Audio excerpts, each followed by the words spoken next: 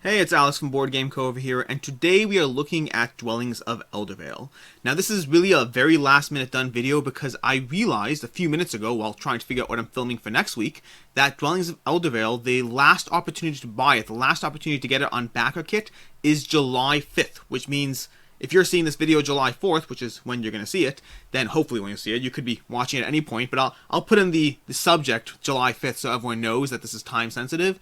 But if you wanted to late back Dwellings of Eldervale, your last opportunity is today and tomorrow, and that's it. So this also means I pushed a bunch of things out of the way, so if you're either one of my Patreons or you saw my comment in one of my other videos, I was previously going to be doing an Alter Quest retrospect today, and instead that will be pushed to Monday. I have a calendar I have over on my Patreon that I try to list what I'm going to be doing for the week, although apparently that's only so much use because I have to keep rearranging things based on, well, in this case, based on me not realizing something. That said, let's jump into it. Let's go into Dwellings of Eldervale. So Dwellings of Eldervale is actually a harder one for me, or in general it was a harder one for me. I backed this not because I had any degree of certainty in the project, and even now, I don't have any degree of certainty in the project. There are many competing factors at play, many competing reasons to believe it is or isn't a project you should back. And now's a good time for my usual disclaimer or whatnot that if you are new to this channel, I generally cover things less from a gameplay stance and more from a value stance, more from a we live in a giant world full of amazing Kickstarters and every game looks like it's going to be the next amazing game that you should totally get. And some are and some aren't. I have a whole video I'll link to down below. I have a video in the comments, not the comments, in the description down below that goes much more into depth as to why I do this. But the point is, I look at it from, does it make sense to back it? Is this a game where you're going to get it and play it and like it? And if you don't like it, can you resell it and get your money back? Should you just have waited to retail all along? What should you do? That being said, so that disclaimer or whatnot, let's get into the game. Let's get into the actual game itself, brief overview of the gameplay, and then all those competing factors that contribute to my complete lack of certainty then, but a gut feeling. I backed it, after all, and there's often a reason I back things, and we'll get into that. So, Dwellings of Eldervale is a mashup of different mechanics. This is definitely a complete mashup of Euro-style games, worker placement, but at the same time it's got all these Ameritrash aspects of monsters and powers and abilities and different monsters you can play with, as well as different clans you can play with, all with their own unique powers. Additionally, there's multiple aspects of variability going on in the game. Your workers, I'll see if I can scroll down to it, but your workers effectively have different powers in the game, contributing to uniqueness in the game. I'm trying to see if I can find this here. I don't know. Here we go.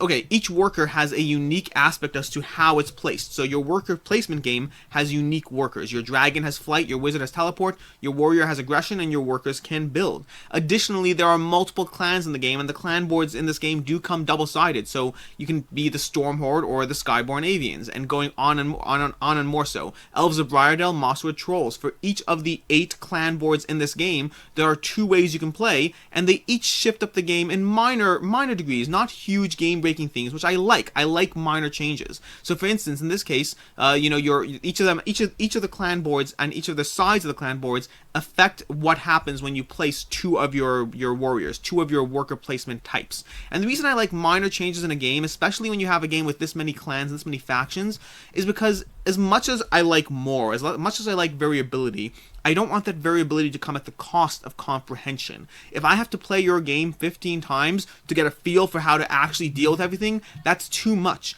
Very often in games, you have such a hard time even just focusing on your own abilities, and now you have to focus on the opponent's abilities, and you want to be able to grasp all that as quickly as possible. Games so often only get one shot before we decide whether to make a determination on whether it's the right game for us, and that means you have to make a good first impression. I think that depth in gaming can be a good thing, and it has the right place. For me and the way I play games, if it takes 5 plays to see how good your game is, it won't hit that point ever. At all, unfortunately. And I found this with Heroes of Land, Air, and Sea as a great example. Heroes of Land, Air, and Sea is a great game that I really do want to get back at some point. But for right now, it's a game that I feel I need to play it a lot in order to get a feel for all the factions and all the abilities. Again, my own for sure, let alone all the players I'm playing against. I like how there are minor amounts of differences in these factions. Not one single ability, but 2 abilities. Enough of a difference to really feel like each faction is unique and each faction has a different way of playing. And playing 2 games is going to be different, but also so little that you can just tell everyone in the beginning of the game, and boom, they'll grasp it. It's pretty easy. Oh yeah, your warriors also add a sword when they do that. Totally get it. Boom, great.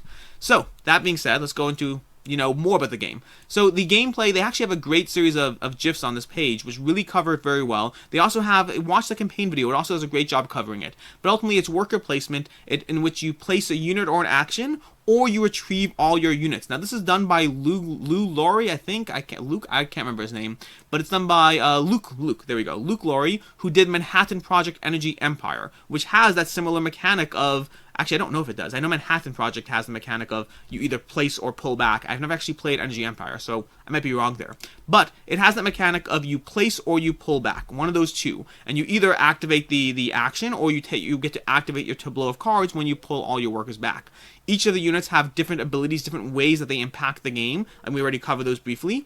You can dwell in Eldervale by building your worker, putting a worker there, building them, locking it in, getting combat advantages. You can battle, but you win or lose, you get what you came for, which I love, by the way. Whenever you have battling in worker placement games, or any games really, you want battles to not feel so punishing that the game just feels annoying. You want players to be able to experience combat without feeling like they are destroyed and their energy is gone and they don't know what to do next after combat. So great examples of this are Carson City is great in the sense that even when you lose to a fight in Carson City, you get your guy back and you still get that action, you just get it next round instead. So you don't really lose that much, but it adds enough tension that the fighting matters, but not so much tension that you're destroyed. Classic games like Cyclades, Innis, and Kemet all have a lot of fighting, but very little of it is so ridiculously punishing that you really just feel deflated. In fact, I'd argue the reverse. The winner tends to lose more people. In a game like Kemet, for instance, the winner of the battle tends to get a point, but lose more people than the loser of the battle. You want battles in games, you want fighting in games to not feel so punishing that people are just depressed if they are losing horribly. Again, gaming should be tense, gaming should be competitive, it shouldn't be deflating. There's a difference between those two, and hopefully it sounds like they've crossed that line here. It sounds like they've bridged that line, not crossed it, balanced that line and whatnot. Additionally, there are giant elder roaming beasts in the game. There's magic, there's powers, growing your elemental power.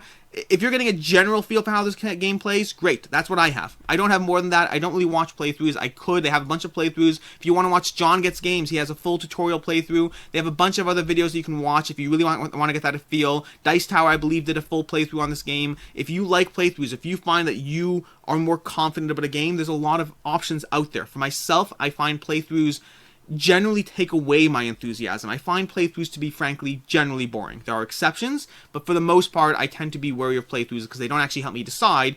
They just help me be less interested, even for games I know I love. Rum and Bones, Mage Knight. I've watched playthroughs of those games. I have no interest, but the games in person, I love them. So, let's talk about the pledge levels, because now it's a good time. We talked about the monsters, let's talk about the pledge levels. So the pledge levels in this game are pretty simple. They have a $69 pledge level, a $99 pledge level, and a $139 pledge level. Now these three same pledge levels are the same pledge levels currently available in Backer Kit. If you want to get this game, there's not even a penalty. Basically, you got a better deal than I did because you got to hold on to your money for an extra 4 months or whatever it's been since this went. I don't actually remember how long it's been. But what are those pledge levels? What do those pledge levels include? So they have a great handy-dandy breakdown somewhere here if we go through here. This covers the pledge levels right over here. So what's in the box? All editions include custom warriors, wizard, dragon meeples. You have 6 regular workers, and then you have a warrior, dragon, and wizard. Additionally, they have the hut, the helmets, or if you saw that little GIF with the building being built on a worker. So they have those, plus 6 player pieces, 8 player boards with 16 factions printed on both sides. And by the way, just to be clear, this isn't all the pledge levels so far. They did one of those things where they'll show you each additional amount of content as we go through it. They have 9 monster cards, 60 magic cards. I love spells. I love powers and abilities. They make games fun. 8 elemental starter cards, 104 adventure cards, 24 elemental hexes with unique art on every tile. So I thought that was a funny little thing to advertise. I mean, I guess unique art is relevant if you're comparing this to Catan or something like that. But even then, I think Catan mostly does have unique art, technically, with minor variations. Total tangent there. 8 rune hexes, 100 treasure tokens, 9 glass orbs, 54 dice, 120 cardboard resources. Then we have the board of elements where you can, put down your elemental growth in the game. 8 game trays, player trays, so these look beautiful. Quick setup, quick ability to get to the table. They have one for all the 8 factions. And again, remember, there's 16 playable factions, but it's kind of like Terra Mystica. Each side has 2 options in terms of how you can pick them, which leads to a lot of variability, but not the infinite amount if there are 16 total. 2 resource trays, 1 discard tray, 2 dungeon trays, and then we have solo play. This is very relevant, especially right now in lockdown and pandemic, where while many people are starting to reintroduce game night, while many people are playing online, there are still many people, well, both now during the pandemic as well as before the pandemic, who tend to like solo play. I myself enjoy solo play, less so in games that I play competitively, but I guess Terraforming Mars is my exception. I love Terraforming Mars both competitively and solo play. And Ghost of Eldervale has its own solo play, dedicated solo play. It's becoming more and more common in games. I love it. It adds more options, which is can't be a bad thing, I guess. Could be a bad thing, but generally not. Then we have the Deluxe Edition. The Deluxe Edition ups those monsters to being these miniatures. Now, I will note, I'm going to come back to this more later, I will note I didn't actually like the miniatures that they showed here. Did not like them at all, was not a fan, but whatever. We'll come back to that, because I changed my mind. So, the 9 Elemental Monster miniatures, 20 metal coins, 100 wood resources. If you didn't like those cardboard resources, because I know I don't, I've gotten, I guess, pampered by all these Kickstarters with their better resources. You get 100 wood resources in the Deluxe Edition. Now remember, this is an extra $30 for this. An extra $30 to get 9 monster minis, 20 metal coins, and 100 wood resources. And then finally, the Legendary Edition at another $30 more, added 9 elemental monster minis, 10 sound bases, and again, we'll talk about that in a second, 9 monster cards, and a bonus hex tile for the Frost Giant and the Bifrost Bridge. So, those sound bases, that I actually really didn't like. It made it seem so cheesy. These are basically bases you can put the monsters on. You don't need to turn the sound on, but if you do, then every time you move a monster, it makes a little sound effect. Now, I was actually totally turned off by that. It made it sound super cheesy until down here somewhere, I don't know if I'll bother, here we go, right over here. If you watch this video over here where they cover the various sounds, I don't know how it'll play out in real life. I don't know what will happen when I actually put it on the table. But it does seem like it might have the potential to be cool. It does seem like it might. It depends how frequently you're moving the monsters and what you're doing with it. But I kind of got a little bit more sold when I listened to the sounds. They were pretty well done. It will depend on the sound quality as well. If the sound quality is super tinny, that will also ruin it. But watch this video. It might change your mind. For me, it didn't really matter because I went for that higher pledge level. And yes, I backed it if it wasn't clear from the title of this video. But I backed it. I went for the higher pledge level because of the miniatures and the extra content, not the extra sound bases. If they're great, good. If not, maybe I'll turn around and sell the sound bases to someone who wants the, who backed at a lower pledge level and didn't get them. I don't know. I'm sure there's things I can do with them if I don't like them. Or I'll just keep it together because, completionist, and who wants to sell this down the road without the sound bases. From there, we cover the add-ons, and we'll come back to the pledge levels and what I think you should do shortly, but, you have a little bit of time. Cover the add-ons. Now, I will note, I don't know if the add-ons are available in Backer Kit. I didn't see them on the main pledge level, but on the main page, but I didn't try to go through the sequencing to see if you can add them. So I don't know if these are available, but the add-ons are mostly side brands. You have custom dice trays they have MeepleSource, Game Toppers, and Dogmite, bringing you different options. Dogmite brought you these custom dice trays to roll your dice in. They look great. If you're interested in them, great. $16 per tray. Seems high, but if you like this, go for it. Custom game mat from Game Toppers, and this is a custom game mat for the game. Very thematic, great. If it seems like something you want, go ahead. And again, don't know if you can actually get it. And then we have screen printed wooden resources. Now for myself, I prefer the look of the plain resources, but again, if you want them, there's just a bunch of accessories for the game, not the typical add-ons. I haven't seen this done as much. Inserts I've certainly seen done, but these kinds of things I haven't seen done as much before or even after for that matter.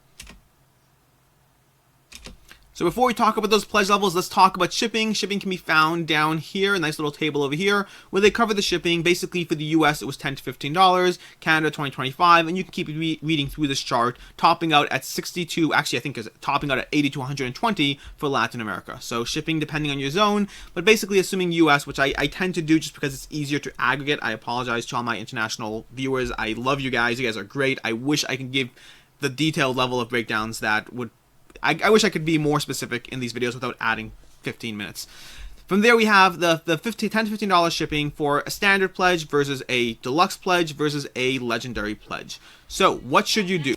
As usual, I don't recommend going with the standard pledge. I mean, this game will be going to retail. At least I believe it'll be going to retail. I didn't see an official statement as such, but Bacon Games does generally do retail copies, and my understanding is that unless it's marked Kickstarter exclusive, this stuff in this campaign will be going to retail. So I generally don't recommend them. You can generally get them cheaper after the fact. Not a guarantee, of course, but generally cheaper after the fact. From there, the real question is between the deluxe and the legendary. Now, if you look at the actual amount of backers, by the way, most people came to the same conclusion themselves. 577 in the standard, 966 in the deluxe, and 2,788 in the legendary. And that is sadly where I recommend backing. And I say sadly only because not that it's actually sad in any way. And by the way, I'll note, I said earlier $30 difference between those two pledges, but it's actually 40. I just missed the math part and focused on that 3.9. But either way, so it is, in general, if you're going to go with the extras, especially if there's gameplay content, to a certain extent you'll want to go all in on something like that. It would be different if the differences in those two pledges were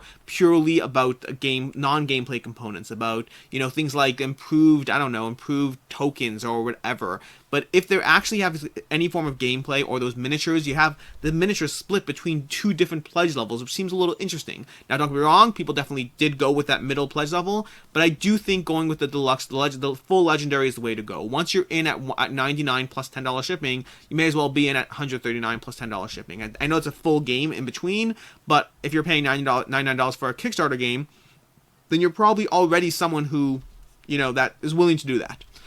In terms of the value proposition, in terms of should you back it, why I backed it, it's very hard to say, because you see, Breaking Games is primarily known for, I mean, they've done other games, but their Kickstarter, in terms of Kickstarter, they are primarily known for, what's it called? Rise of Tribes, which I've covered in a previous video, but Rise of Tribes, which is, my internet's going slow right now. Rise of Tribes is created, they created Sparkle Kitty, which I don't think is a good reference point here, and then Rise of Tribes and the expansion. Now, Rise of Tribes, as I covered when I talked about it, it's not a game that sells for its pledge level. It's a game that sells below cost, meaning whatever you paid to get it, you can get it on the secondary market much cheaper. And it's not a great testament to whether a game will hold its value. It's not a great testament to dropping $140, $155 with shipping on a game that you don't know if it will be good. So the company's track record on Kickstarter, while limited and not terrible by a long shot, is also not encouraging when you're asking people to spend $150 on a game. But here's the flip side to that, and the flip side is actually pretty positive. No guarantees, not by a long shot, but enough that I chose to go all in, enough that I decided to back this game when it wasn't on my radar before. At the time, it just kind of showed up in my feed. I saw it and jumped in on it after doing this research. And really, that comes down to a few things. So first of all, the designer, Luke Laurie. Like I said already, he designed Manhattan Project Energy Empire along with Tom Jolly. Now, that's a good reference point. It's not by any means the testament to the fact that all his games will be great, but it's a good starting point. Looking at the creds of a previous designer, looking at the credentials of a designer, is a good thing to do when you're backing games. Can I just mention, by the way, Sorcerer Endbringer over here, every time I see this ad on my Board Game Geek, it just makes it seem like I'm, you know, trying to be, it makes it seem like one of those games of, like, you know, enter the dungeon, my liege. It doesn't look like a board game, I'll say that. Throws me off every time I see it. I'm like, what kind of ad is showing up in my feed? But going back to Dwellings of Eldervale, random tangents aside, so the designer of the game is a good reference point. I think it's a good starting point. Additionally, the reviews, it's an 8.5 right now, and that's because it's been demoed at multiple cons. And if you look through the reviews, it is primarily positive feedback from people who've played it. In fact, I didn't see a single negative feedback or even mediocre feedback from someone who played it. I certainly saw mediocre feedback from either trolls or people who are balancing the 10s. There were certainly degrees of, 5 over here, pre-ordered, nothing. You had a 2 somewhere down here because someone was upset about some controversy, which is fine. You can do that. Oh, wait, I take it back. There's a 6 there. I missed that one. So we have a 6 down at Gen Con, at OrcaCon. Relevant. Pay attention to that. That is definitely something you pay attention to. Over here we have the 2 for someone who just, again, you can click on the links. Nothing to do with the game itself, and barely to do with the publisher. It's to do with someone that was associated with the publisher, whatever. And then from there we have, not there, if you scroll through these pages, you can see more and more, especially as you get to the beginning over here, you can see more and more 8s, 9s, 10s from people who have played the game. This is generally seems to get a lot of buzz from people who have played the game. If you pay attention to the reviews, if you go to the forums and click on the reviews over here, there's 2 reviews, Gen Con playthrough and in-depth playthrough. Read through both of those. Those are both well hyped. Those are both, if you go through the reviews, they do a great job covering aspects of the game while also giving you the final thoughts that are incredibly positive. This is a Kickstarter that has certainly made the rounds from people's time and attention, and people seem to like it. The combination of Euro and Ameritrash, I love that. Some of my favorite games are Blood Rage, Kemet, Cyclades, Innis. Those are all a combination of Euro and Ameritrash, and they're some of my favorite games. I bought into this because of what the game seems to be and because of the premise and because of the amount of people who've played the game and generally seem to like it. Additionally, if you go back to the campaign page, where are we, over here, and you scroll down to testimonials. Now, I've always warned, pay attention to those testimonials because they can be, you want to see what people are saying, you want to pay attention to what they're not saying, you want to pay attention to the words that are being said and what they actually convey. And these are generally pretty darn positive. We have Stupid Good by James Hudson, Druid City Games. Dwellings has a lot of great mechanics, blah, blah, blah. I got to control a giant monster. Great testimonial, by the way. Doesn't say the game's amazing, but great testimonial. Dwellings of Eldervale is a masterpiece. Great testimonial. We go through more and more. Dwellings of Eldervale will easily be a candidate for my top 10 of the year in which it releases, from David Wainwright, Man vs. Meeple. Keep in mind, Man vs. Meeple does previews. They don't do as much in their opinion. When you see their opinion given in a statement, pay attention because it matters. We have Michael Wright, Unfiltered Gamer, Tantrum House. This game blew me away with how layered it is, provides a smooth gameplay, truly immersive strategic game. Katya Howitson, Board Game Revolution. Actually, Katya Howitson, that's a good time to drop. I mentioned this in a previous video, she currently has her own Kickstarter for a board game calendar, and she did all this artwork and stuff, side point.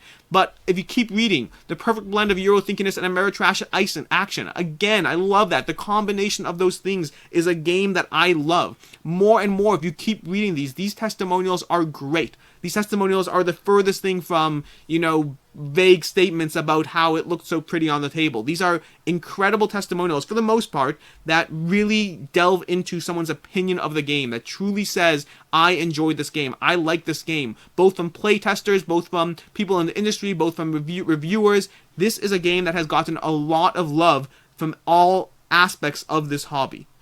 Not complete love. That 6 is something worth paying attention to, and I believe I saw one more 7 when I was scrolling through there. So I am intrigued by this game because of how well liked it is. And when you have a game that is well liked, when you have a good game, and when you have Kickstarter exclusive stuff in a good game, when you have things that are harder to get in a game that is well liked and well reviewed, those things tend to hold their value. Is this game a gamble? Of course it is. Every Kickstarter is a gamble. I mean, we're just trying to do the best we can with the information we have at our fingertips. And for me, the information I have at my fingertips is, on the one hand, a company that their main other Kickstarter game doesn't really hold its value that much. But the flip side is, this one looks like it's loved by many people. And the fact that this is loved by so many people makes me that much more confident walking into it. It makes me that much more certain that I'm getting an experience that will speak to me. I'm getting an experience that will work with my table. And just as importantly, if it isn't that experience, I believe I will be able to find someone who does want that experience. I believe I will find someone who heard about the hype, heard about the ratings, is intrigued by the game, and the only way to get all the things they want is to find someone else selling their copy. And that's a win for me. Either way, it's a win for me. Either I like the game and I keep it, or I sell it and I get my money back. That is the way I look at Kickstarter. One of those two things is a win. Anything else, I could have just waited.